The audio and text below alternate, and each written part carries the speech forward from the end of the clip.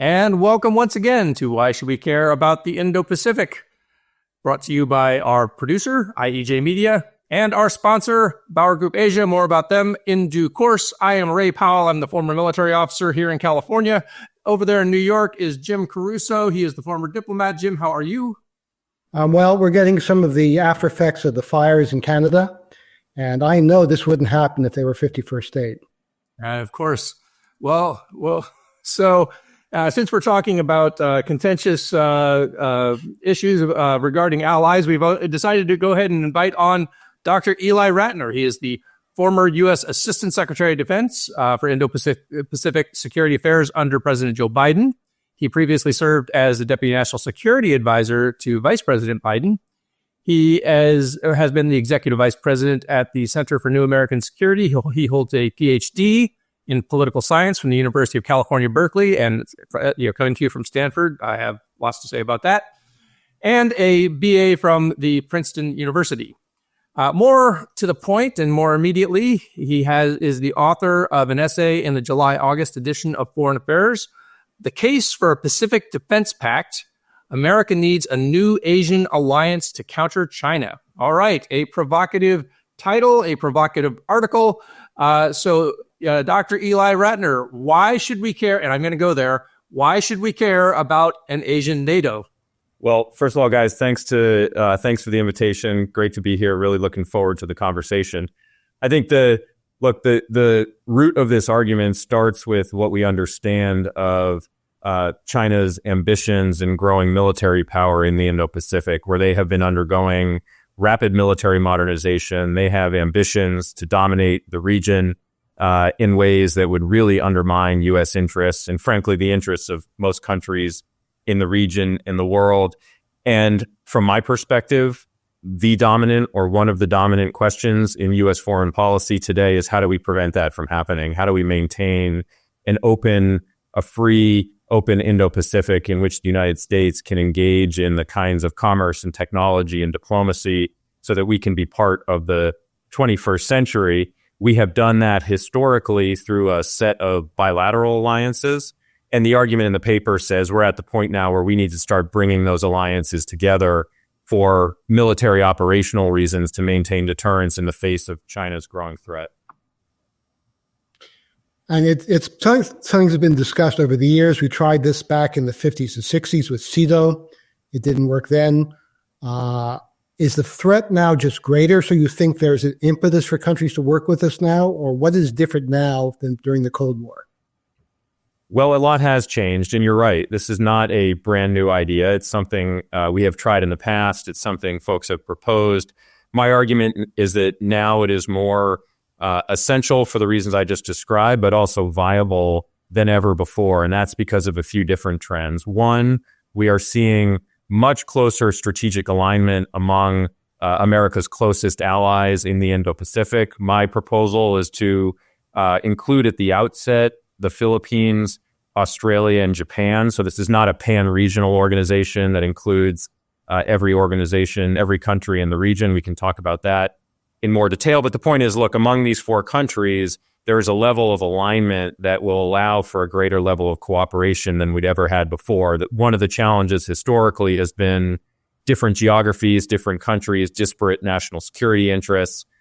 We have very close alignment now between these four countries. We've also seen over the last several years, and this is something that the Biden administration sought to build upon, much greater intra-Asian cooperation between our allies. So between Japan and Australia, analysts describe that as an alliance-like relationship between Japan and the Philippines, Philippines and Australia.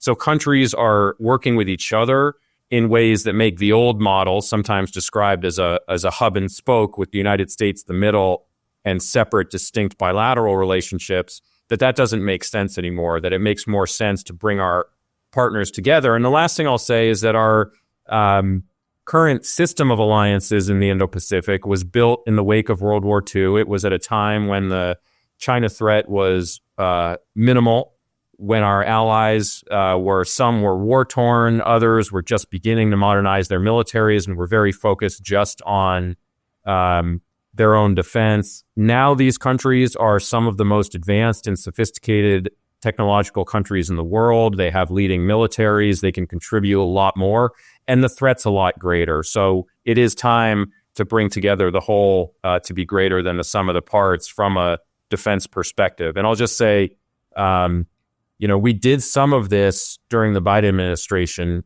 building what has been described as a more lattice-like architecture, bringing together allies and partners in new constellations.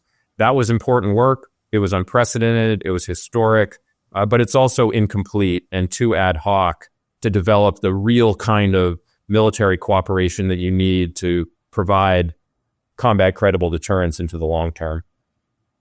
All right, that's a good leaping off to, and actually you didn't take the red meat I offered at the beginning, which was the Asian NATO piece. So I'm going to go back and refer to Prime Minister Ishiba from Japan, who back in September sort of invoked the term NATO in talking about the need for something like what you're talking about. And at the time, it was sort of received pretty lukewarmly and wasn't really followed up very much. But how would you compare this to NATO and kind of how it started and what it is today? And what makes it the same and what makes it different? Well, maybe just a word on Prime Minister Ishiba's comments, because I think those are indicative of the sentiment among myself and others that the threat, the challenge is growing, and we need to think about doing things a little differently to ensure deterrence and maintain stability into the future. That term, Asian NATO, I think the way the Prime Minister was using it, and sometimes NATO itself, is different than the proposal that I have put on the table here, in part because Asian NATO has the connotation of a pan-regional organization like NATO itself, where it covers all the countries in the region. And I think that has been understandably one of the obstacles historically to something like this, to a collective defense arrangement in the Indo-Pacific, because, again, the geographies are vast, the orientations are different, and it would be very difficult to think about a collective defense organization that would truly have deterrent power that would include India and Southeast Asia and Northeast Asia and Australia and others. The views and the cultures and the militaries are just too disparate at this point. So rather than an Asian NATO, a pan-regional organization, what I have proposed is something more limited to the countries that, as I was describing earlier, I think are most strategically aligned, that make this a more viable proposal, and frankly are from my perspective, some of the most important countries for deterrence in the Western Pacific. So I think from a military operational perspective, it makes sense, and from a national strategic orientation perspective, it makes sense, and not a pan-regional organization like NATO. Though one of the similarities is what I am talking about here is a collective defense arrangement, which is different than what exists today in a regional sense in the Indo-Pacific, where the only existing mutual obligation treaties in the Indo-Pacific are between the United States and its allies, arguably between China and North Korea, but in practice between the United States and its allies in a bilateral sense, and nothing between the allies themselves. And so I think thinking about a more collective approach to deterrence is exactly what we need from a strategic perspective, but again, also from an operational perspective when we're thinking about exercises and operations and command and control and force posture. All of cooperation in those domains would be made much easier by a more formalized arrangement. So would you foresee a NATO-type secretariat, that's some sort of joint command and that sort of structure? Yeah, I think a headquarters with a command and control structure would be absolutely necessary. I think the exact formulation, would there be a secretary general or would it be a rotational figure from one of the militaries? We do this in different ways in our alliances in the Indo-Pacific already. But those are the types of issues that would have to be addressed. But yes, you would need some kind of headquarters in which you had a unified command and control structure to try to get toward what I'm describing here. Again, there are different ways to do it within the Indo-Pacific itself. In Korea, for instance, with South Korea, we have an integrated command that is very closely intertwined. with Australia and Japan and the Philippines, it's more of a combined effort where the militaries would be operating together and in a synchronized way, but in parallel. One could imagine either structure over time, but it wouldn't require a particular model. But yes, some kind of unified organizational structure would be necessary. So one of the criticisms that's come out about this idea is, kind of comes back to the whether or not some countries, especially maybe Australia, which is much further away from kind of where the action is today, would be willing to sign up for something like this when for them the threat is not as imminent as it is for a country like the Philippines. And so the question comes up: would Australia, for example, really be willing to go to war over a shoal in the South China Sea? How would you respond to that? Well, I'd respond in a couple ways. I mean, first, Australia has had its own strategic awakening about the China threat. And if you look at the evolution of their defense strategies, the way they're approaching their military spending and their operations and their deployments, they have really changed their assessment from thinking about Australia as providing security elsewhere in the world, elsewhere in the region, to the Middle East, to Afghanistan, to now writing about a very explicit reassessment of the threat to Australia itself. So I don't think it is the case anymore that Australia feels like its geography affords it the ability to conceive of the China threat as something that is distant and not immediate to itself. And in fact, the PLA, as you may know, recently circumnavigated Australia, conducted live fire exercises that required closing of airspace around Australia. It was very much a wake-up call about the proximity of the China threat. And their military defense spending and strategy has reflected thinking more seriously about the direct challenge from the PRC. So I think the alignment is, from a strategic perspective, is much closer. As I was describing, Australia's defense cooperation with the Philippines, with Japan, has just been hitting one high water mark after another in terms of unprecedented activity and cooperation, reciprocal deployments, exercises and whatnot. So that kind of intensification of cooperation is already growing. And look, in any circumstance like this, a national leader is going to have the option to say, we're not going for this, that these circumstances do not merit my military going to war over these issues. What I'm talking about here is creating the structure such that the foundations are set for collective military action if leaders decided to take it. So yeah, I take your point. No one wants to be locked into particular crises, but my assessment based on the way these countries are evolving their own national security strategies and the way they're cooperating more is that they see a lot of value. They see the threat and they see a lot of value in working with the United States and other powers. And to me, this is the best way to lock in deterrence. And just the last thing I'll say about this is it's a good question, but the fact of the matter is that Chinese aggression, whether it's against Taiwan or the Philippines, would have a profound effect. Even a major crisis would have a profound effect on the global economies, of which no power in the Indo-Pacific, much less in the world, would be immune if it started shutting down supply chains and sea lines of communication. So Australia has a very vested interest in ensuring that Chinese aggression remains deterred. And I think what I'm arguing here is that investing in that now on the front end to prevent conflict is something we ought to be really focused on. And we're going to have to do it in a way that's different than before, given the changing nature of the China challenge. Right. So we'll ask about the giant elephant in the room, which of course is everyone agrees in the region that China is a problem and a threat. We also agree that the U.S. is becoming less reliable, and they point to attacks on NATO by President Trump and others, and the uncertainty of U.S. policy going forward. So how do you address that issue of countries choose a program like you're talking about, which basically ties them more closely in with the U.S.?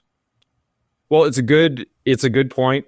My response would be a couple. I mean, in the first instance, I would say What we have seen in Europe with the Trump administration's rhetoric and policy toward NATO has not replicated itself in the Indo-Pacific, that on major alliance issues and defense and security issues, the Trump administration, both in rhetoric and in practice, has continued to message the importance of U.S. commitment and the importance of U.S. allies and partners. So if you look at Secretary Hegseth's trip, his first trip to the region, to Japan and the Philippines, sent that message very strongly. And just this last weekend, he was out in Singapore for the Shangri-La dialogue and again delivered a message of this region is important to the United States, and our allies and partners are central to that. Now, they're asking their U.S. allies and partners to do more in those relationships. I think that's a good thing.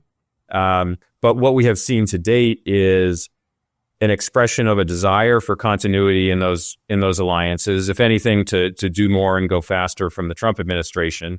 And partners in the Indo-Pacific have so far successfully managed to silo off some of the economic and diplomatic issues and move forward on the defense front. Now, that has limits. And if these relationships, diplomatic or economic, are very severely damaged, then yes, the defense relationships will be undermined as well. But up until this point, the defense relationships have allowed to mature, I think, because in part, leaders on all sides recognize the nature of the China challenge and the power and the importance of working together. So it's an important question. It's a more difficult political environment than it would be in a different context, but I don't think that makes it impossible. Well, so building off of those last couple of questions, one of the things that the United States has a hard time doing, especially in this day and age, is coming up with 67 votes in the United States Senate, and a new Defense Pact would require Senate ratification. It's been 43 years since the United Nations Convention on the Law of the Sea, which almost everyone in the national security and foreign policy and communities agree we should have signed long ago, and somehow we still can't get there today. And that seems to have very little downside. So how in the world would we ever, we're asking these other countries to go ahead and sign up to this thing kind of without the real assurance that in the end, the United States would be able to get it over the line. Yeah, it's an important question. And there are historical precedents for the United States marshaling international and regional activity that its own domestic politics hinder. One thing I would say is I think that the particulars about the ways in which a organization or a mechanism like this are established, I don't know that there's necessarily a single pathway to do that. In fact, the fact that the United States already has treaty alliances with the partners in question means that from a mutual obligation perspective, the United States is already committed to defending Australia and the Philippines and Japan. In a sense, what is really new from that kind of national commitment perspective is the agreement of mutual obligation between the allies themselves. So I think that would be the principal change from a agreement perspective would be Australia and Japan and the Philippines saying, hey, we're willing to agree to some kind of mutual obligation with you as well. But I don't know that what we're talking about here would necessitate a treaty in the U.S. Senate. And a lot of the military cooperation work that I lay out in the essay that I wrote, a lot of that is already underway and is ongoing and is something that we would build upon, and is not the kind of thing that requires necessarily 67 votes in the U.S. Senate, though, of course, you would want strong political support for something like this to make it enduring in the United States and to demonstrate U.S. commitment. So that would be an ideal outcome. But I think getting the process going on developing the military and operational foundations of something like this is something that we should get underway without having to stumble over some of those procedural questions right at the outset. But it's an important question, and it pertains also to what kind of processes you would need in Tokyo, Manila, and Canberra on these kinds of issues as well. Clearly, it's a big lift. No one thinks this is a small task, but again, from my perspective, preventing Chinese aggression is the singular most important task in U.S. foreign policy, and it's going to require big ideas.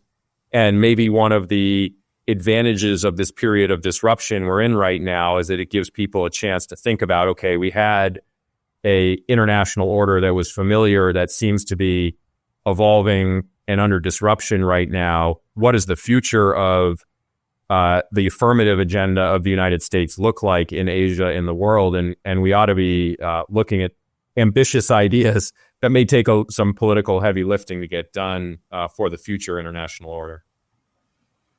So did you look at this idea while the Biden administration was in office? And if not, what's changed? And if so, what prevented you?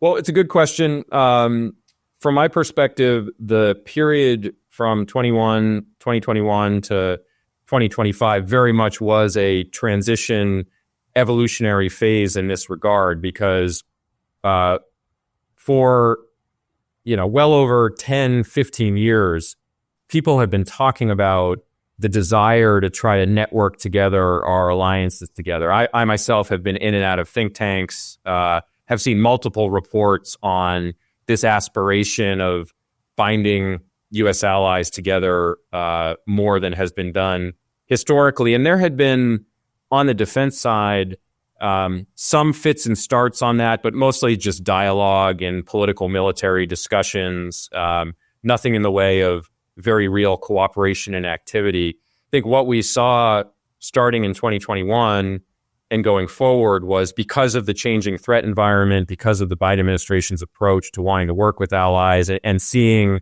the potential value in this type of cooperation, was that transition away from thinking about the region from a security perspective in purely bilateral terms and seeing new initiatives, whether it was the AUKUS initiative, whether it was revitalizing the Quad with India, unprecedented defense cooperation in the U.S., Japan, Korea constellation, work we did with Japan, Australia, in the Philippines in a format that we called the Squad. All of that started off in terms of an activity standpoint from dialogue to action over the last few years.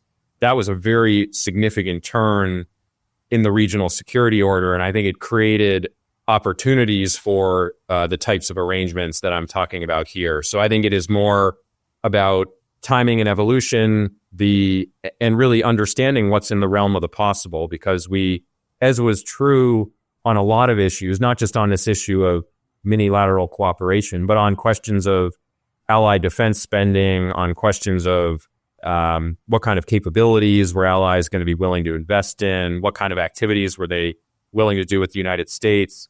What I saw in the role I had at the Pentagon was that day after day, month after month, engagement after engagement, partners were willing to do things they had not been willing to do before. And the number of firsts and unprecedented and mosts that we would be able to riddle our fact sheets with when we did summits really reflected that there was a lot of very new things where often, whether it was with the Indians or the Australians or the Japanese or the Philippines, I would walk out of a meeting and our colleagues, we would say to each other, one would never have imagined 5 years ago that would be possible. So I think we are increasingly in a new area in terms of the nature of the China challenge and the way countries are responding to it. And what I see as the Biden period is one of transition and evolution from that more bilateral focus to opening up the potential for something like this. So you mentioned the Philippines, and it seems that to many of us that the Philippines has kind of been ground zero for a lot of this evolution, especially beginning in early 2023 when the new Marcos administration began to assertively push back against China's aggression in the West Philippine Sea. So I guess one is I'd just like to get your perspective on the role of the Philippines in kind of galvanizing these countries to sort of come together. And the second is, how much do you worry about the return of a more independent foreign policy, as the Duterte administration like to call it, a return of the Duterte family, or at least the Duterte forces, to power in the Philippines in 2028?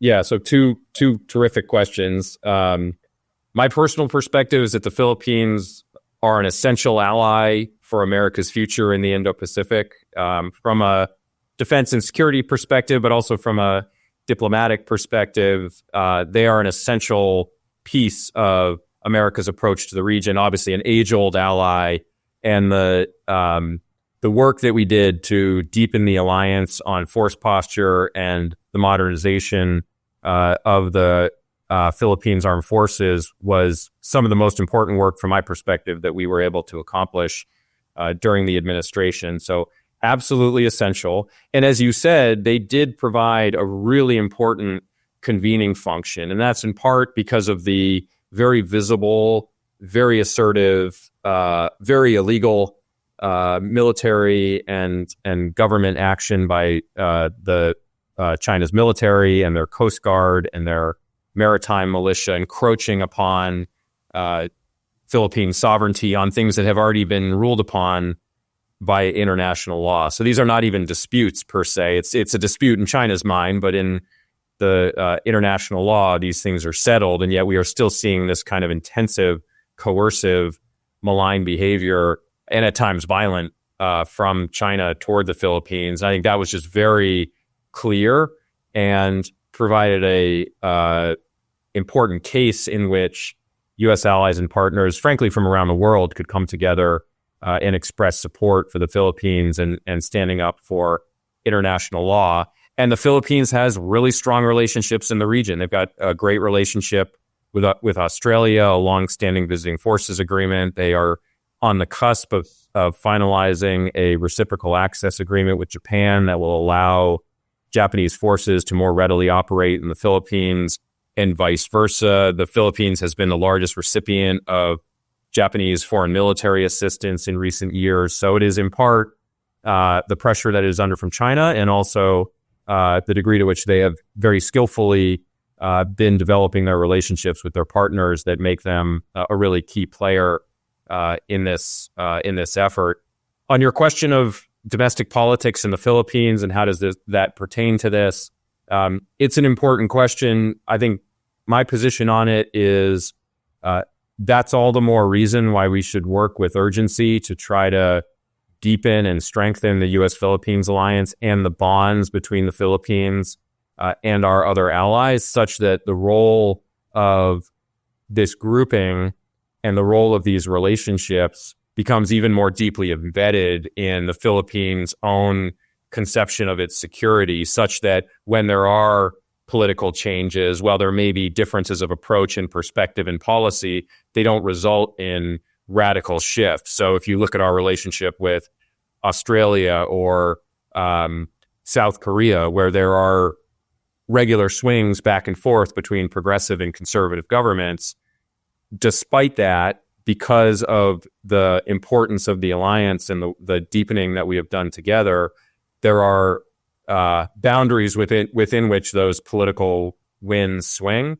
And I think what we ought to aim for is such that the U.S.-Philippines alliance is so important to the region and to the Philippines that the domestic politics don't become a spoiler to the future of cooperation. But obviously, it's something we have to keep our eye on. Now, speaking of domestic politics, let's go south to Australia. So Secretary Hegseth's discussion with Defense Minister Marles, where he asked for a 3.5% of GDP spend on defense, up from about 2.03 right now. It's pretty significant. Marles said we can talk about it. Prime Minister Albanese said no, which clearly wasn't ideal. So I guess, and you could argue, as we had in our podcast previously, how much of the effect the anti-Trump sentiment among the Australian populace had on the outcome of the vote. So I would say Australia might be a big lift in this regard because of these factors. So I'd like to comment on that, but also how would you generally characterize Secretary Hegseth's Shangri-La speech and interactions there? Do you think it's helpful what he did towards your vision? Well, you asked a series of really good questions there. My understanding, talking to Australian officials, is that yes, the what you described as the Trump factor was at play in the Australian election, but it was not decisive in the way that we've seen in other elections. That it was in their politics, but not necessarily the critical factor. I think as it relates to the question of the Trump administration's approach and how to be effective and successful in that regard, it's a good question. And look, I think the Trump administration is doing the right thing in terms of pressing U.S. allies around the world, but on the area of the world that I work on the Indo-Pacific. I think it is appropriate for the United States to be working with allies to do more. And I don't just say spend more, because I do think we need to broaden the aperture a little bit when we think about defense and security and the contributions of allies and partners, not to just be laser focused on defense spending as the singular measure of whether they're contributing, because there's a lot more that allies can bring to bear in terms of access, basing, and overflight, in terms of their own roles and missions in particular operations, in terms of the types of exercises and capabilities that they're willing to invest in and bring to bear. So we ought to think of a more holistic conception of alliance contribution than just domestic defense spending.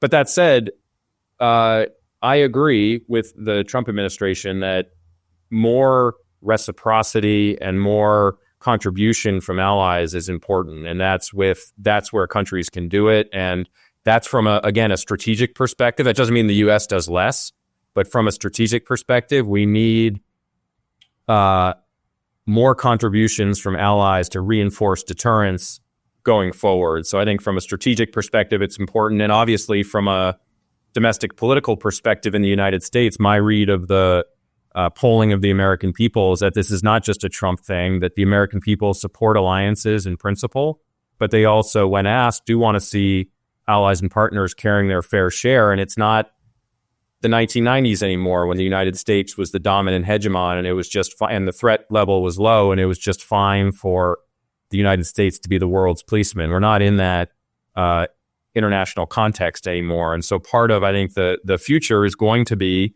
U.S. allies and partners being asked to play a larger role. And the question is, how do we get there? And that's where this is tough. It's political.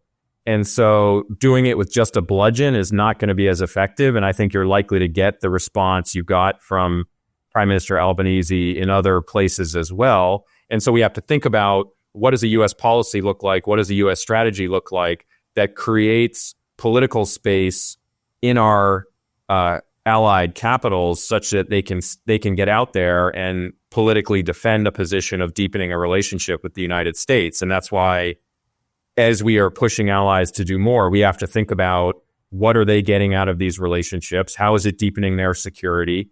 And then, of course, you need, it's trite to say it's a Washington-ism, but that you need a whole of government approach where you're combining trade and economics and technology and foreign assistance in a way where countries, number one, see the United States as a leader, and also see U.S. presence as benefiting. So I think to get leaders to take big steps with the United States to do more, we're going to need an approach that gives them that political space. And if it's just a matter of lecturing them and coercing them, I think we're going to be less effective. And then the economics and the tariffs make that political environment even more difficult. So that is part of the challenge within Asia defense policy, is how to continue to advance these defense relationships when there are domestic political sensitivities, whether they're related to China or economics or otherwise. That's part of the art. So we need that. As it relates to Hegseth's speech in Singapore, the speech really had different elements to it. There was an opening of the speech that would be very familiar of sort of his more internal domestic political orientation. There was this section on China and concerns about the urgency of the threat of China. There was this urging the allies to do more. Again, in principle, I think that is absolutely the right thing to do, and it's just a question of what the right approach is. And then the back third of the speech, interestingly, articulated a strategy with a set of priorities and a set of activities that were quite similar, if not in most instances, a carbon copy of continuity from the Biden administration. So there was the categorization. Look, we're trying to advance force posture. We're trying to strengthen the capabilities of our partners. We're trying to build stronger defense industrial bases, even from a perspective of categorization, very familiar. So from a policy perspective, I think there was a lot of continuity. And then when it came to the meetings, I would just note that Secretary Hegseth did repeatedly emphasize the importance of U.S. commitment to allies and partners. And he met with the constellation of countries that I described in my article of Japan, the Philippines, and Australia. He met with the defense ministers from those four countries and opened his comments with very strong statements about how this grouping was the closest set of allies and was the most essential for, I think in his words, manifesting deterrence or something along those lines. So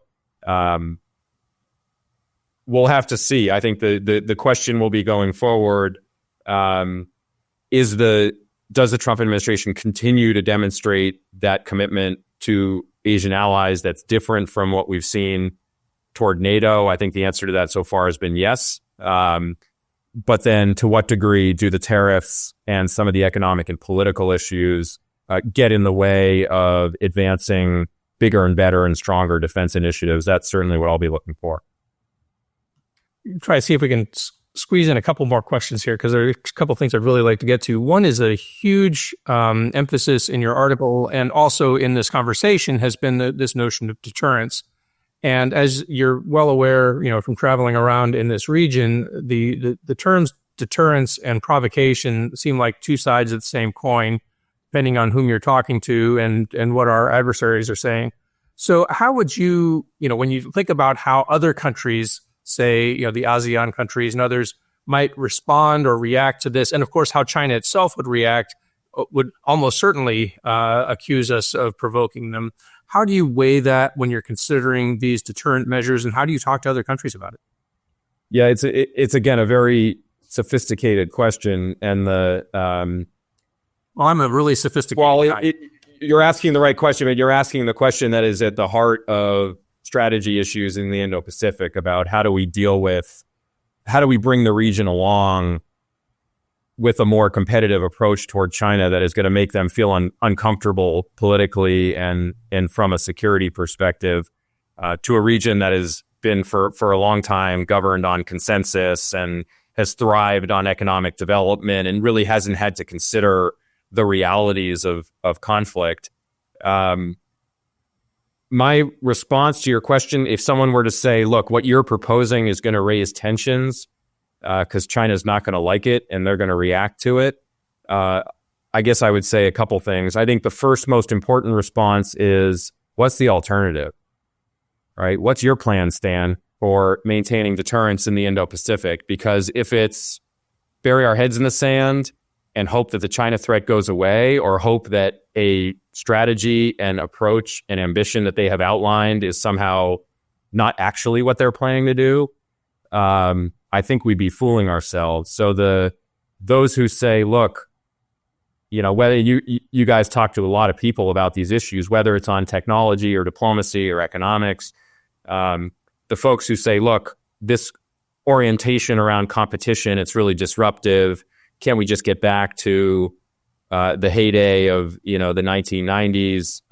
I think what we've seen is, in the absence of competition and in the absence of the United States marshaling resources and focus and energy to try to prevent China from being revisionist, they have only pushed down the accelerator on their ambition. So to me, not being serious about deterrence, not taking additional measures to try to integrate our alliances more closely together would almost assuredly lead to, down the road, a very destabilizing environment, either a major crisis or a conflict that would have devastating consequences throughout the world, And people would turn and they say, why didn't we do anything about that when we had the time? Wasn't it crystal clear what China was aiming to do? And wasn't it crystal clear how disruptive that would be to the global economy? Why didn't we do anything about that when we had the chance? Well, we have the chance right now.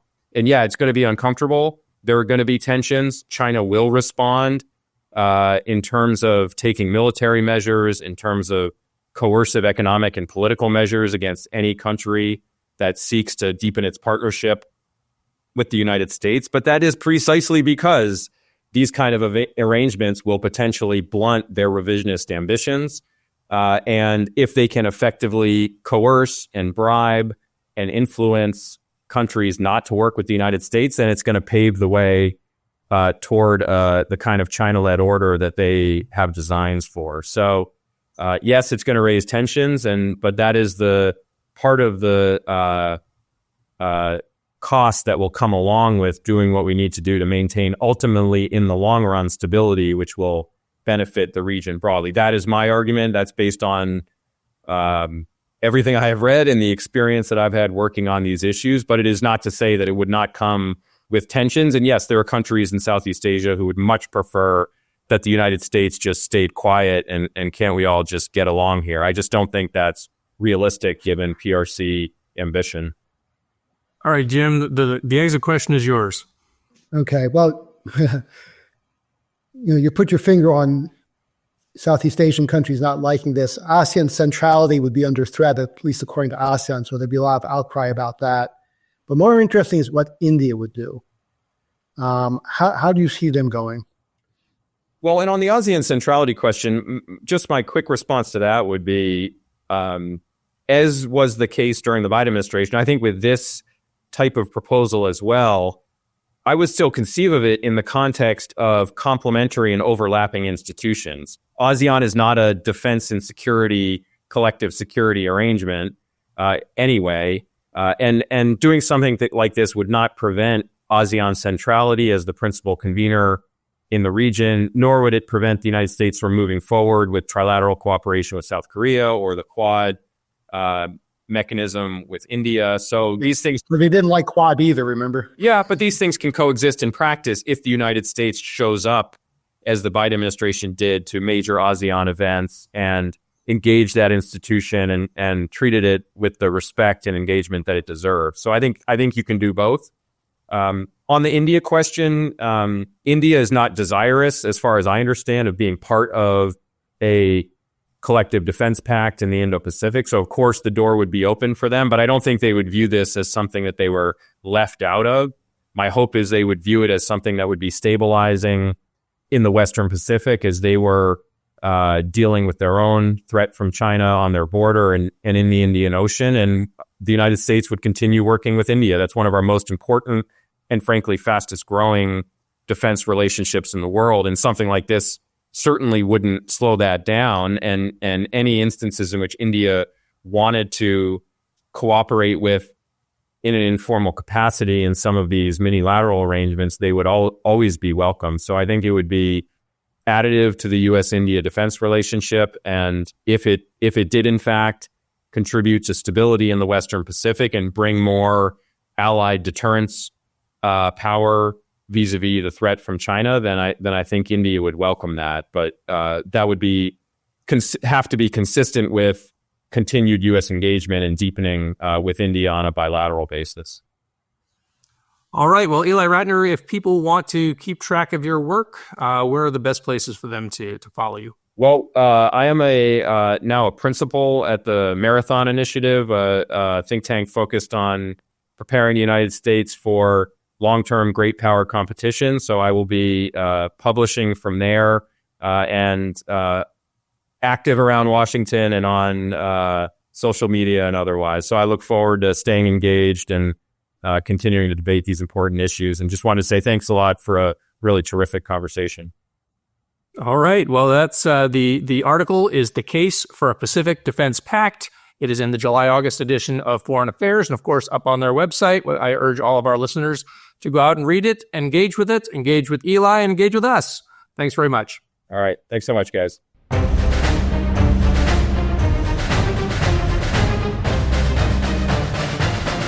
Why Should We Care About the Indo-Pacific is sponsored by Bauer Group Asia, a strategic advisory firm that specializes in the Indo-Pacific.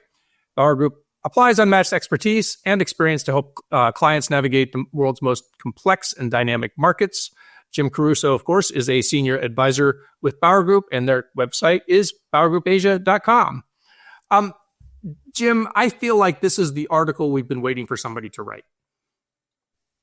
Well, it all gets back to the main discussion, which is how do you deter China? Yep. And I guess the hope is that having at least a few countries more closely, I guess it's coordinated, integrated. I don't know how you describe it at the end of the day, because it's not NATO, as Ely said. It's something else. And these are countries which already have alliance structures with the U.S. and often defense agreements with each other. So I guess my question to you, military boy, is how much does it add to effective deterrence? What is China going to look like and say, oh, that's more dangerous for us? Yeah, I mean, so I do think there is important deterrent value in formalizing something, right? So basically saying that there is a collective defense pact between these four countries is different than the lattice work, as he called it, and as the Biden administration called it, the fact that the hub and the spokes around the hub of U.S. alliances begin to build relationships with one another. So reciprocal access agreements are great. Cooperation is great, but that's different from Japan saying they will defend the Philippines or Australia saying they will defend Japan. So that is a different step, and that's what a collective defense pact notionally would do, right? Now, of course, it does make you wonder when he says things like, well, in the end, these things, each country can make its own decision. Well, that's true. I mean, that's true with every defense pact, even if it is a treaty. There's nobody who's going to go put somebody in jail because they didn't come to another country's defense, even though they had a treaty. But the political consequences of abrogating a defense pact are enormous because every other country in the world with which you have a defense pact now has to wonder what your word is worth.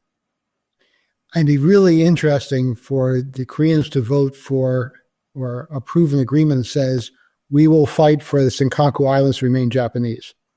Well, I think that's part of why he didn't bring the Koreans into this one yet. But he said they were the logical next group. Yeah. And I'm sure we'll be talking about the recent Korean elections in short order because that'll have a bearing on this as well. But Jim, I think we ought to move along and talk a little bit about a note that I got from a friend of mine after a recent discussion with Jim Garrity about the origins of COVID-19. It was a note critical of our episode, and I think it was an important point that we should talk about. So here were my friend's words. He said, I was very disappointed with the evidence that Jim Garrity presented, the evidence-free conclusion that COVID-19 came from a lab leak. I don't know the right answer to the question, but to assert it as an established fact and insinuating that the WHO and U.S. intelligence was covering it up seems irresponsible. Neither you nor your co-host, that's you, Jim, challenged him about the actual scientific evidence behind his claim and seemed to accept his conclusions at face value. If he has actual evidence, apart from, isn't this suspicious, coincidences, I'd love to have heard it.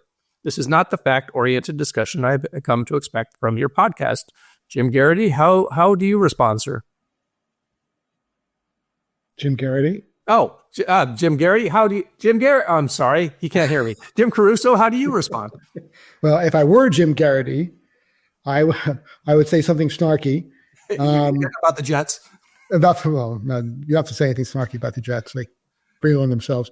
No, he never said he had scientific evidence. Right. He said, almost Sherlock Holmes style, when you look at all the evidence and the coincidences, he felt there was only one conclusion. And he didn't say that it was leaked on purpose, that they were trying to make a bioweapon. He just says, when you have these series of events, this is the conclusion he drew. And in our after-action discussion after Jim, I said, well, we'll never really know. You took issue with me, Raymond. I did. But in any case, I still stand by. We will never know, but it's awful hard to argue with Jim's conclusion that it sure is suspicious. Yeah. So your friend makes a good point. Maybe you should have asked him, where is your scientific evidence? Yeah. But we all agree there is none because China won't cooperate to provide any. Yeah. Yeah, I think the good point that my friend makes is we probably should have spent more time asking Jim to sort of draw out the circumstantial evidence that he has, and then sort of come to grips with the fact that it is, in fact, in the end, a circumstantial case. And then to your point, and to your point of scientific evidence, and by the way, I had a discussion afterward with my friend, and we sort of came to agree that part of the problem here is we can't really get to scientific evidence because China won't open up the evidence, right? Nobody has access to it except for Beijing. I mean, they're talking about a lot of the most important data about this virus and the origins of COVID-19 are inaccessible to anyone outside of the Great Firewall. Yeah, and Jim said that when the WHO official went there, they were basically stiff-armed and told, no, you can't see the documents we want to see. Yeah. I think I do. So I do grant my friend a very good point, and I think had I had the interview to do over again, I probably would have spent a little less time on pop culture references from the 80s and 90s, and maybe a little more time trying to pull out some of that at least circumstantial evidence and the question of what about this question of the scientific evidence. One thing that we did agree on in the end, and my friend's words were that he agreed that China's behavior in this entire thing has been unconscionable, and I think we're all in agreement there. Well, right. There's no doubt this was a disaster of the century, of several centuries, economic, social, health disaster, and yet we still know what happened because China's not cooperating. So that's a pretty serious problem.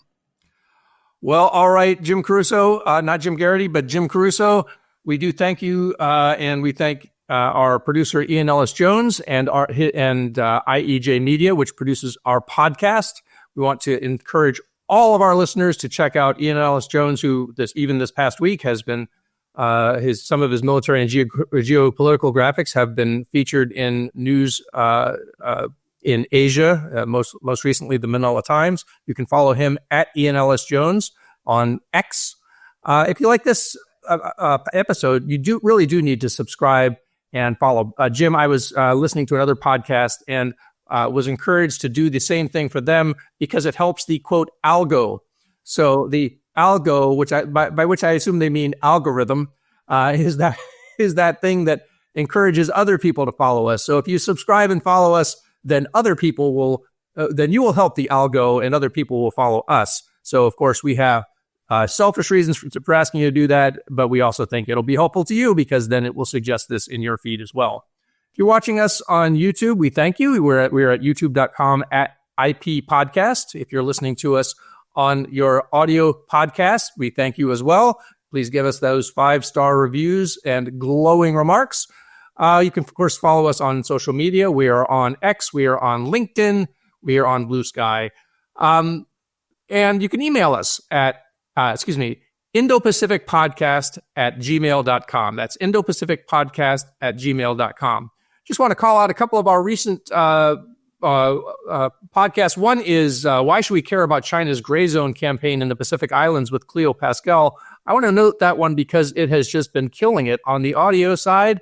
It raced past a number of our other episodes very, very quickly. So people love them, some Cleo Pascal, Jim, and they're very interested in China's Gray Zone Campaign in the Pacific Islands.